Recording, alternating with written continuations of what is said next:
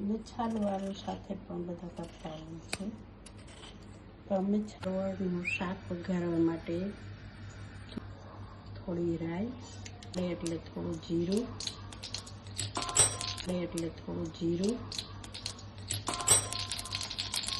અને સીધો પછી પરવળ વઘારી દેવાનું.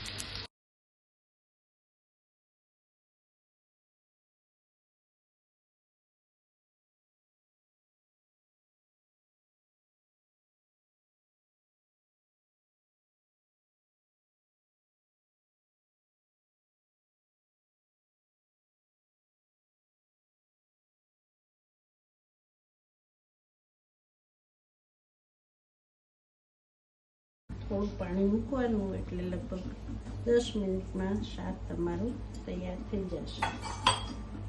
પાણી મૂકવાથી થોડું શાક પોચું થાય છે.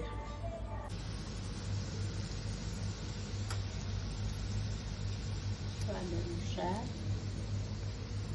લીંબુ, ધાણા